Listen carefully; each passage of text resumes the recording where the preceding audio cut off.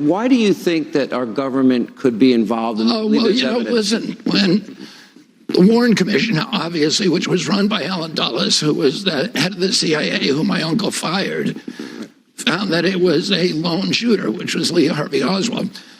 But when Congress, a congressional committee, reinvestigated between 1977 and 1979 the House Select Assassinations Committee, they concluded, and they saw a lot more documentation and had a lot more witnesses than the Warren Commission ever saw.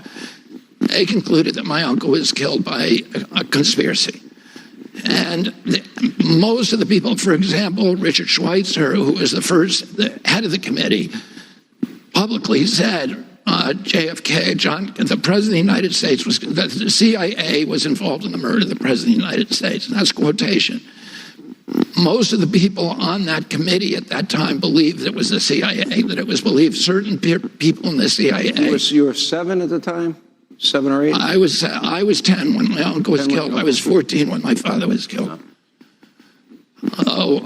You know, and today there is overwhelming evidence. I mean, in fact, why don't the government needs to release all of the files on it and let be transparent. Let us see the information. Yeah, well, that's a good question. There's still, you know, the law requires, there's a law that requires that all the records of John Kennedy's assassination be released to the public 10 years ago. So they're still holding 5,000 documents. President Biden promised when he was elected that he was going to release those documents. President Trump promised that he would, but the CIA doesn't want them to. And so the question that I think Americans have a right to ask, including members of, you know, my father and uncle's family, is why not? What is it that you don't want to see 60 years later? And by the way, the last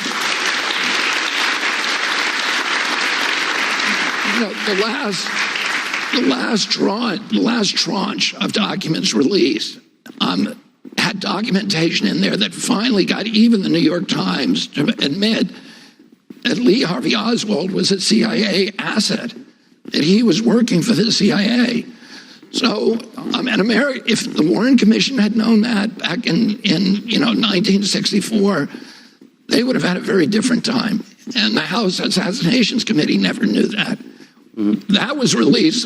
You know, we've known that we've had documentation that known that at least a decade. But some of that documentation became overwhelming in this last tranche. And finally, the mainstream media acknowledged that, yeah, he had this relationship with the CIA going back to 1957 or 1958.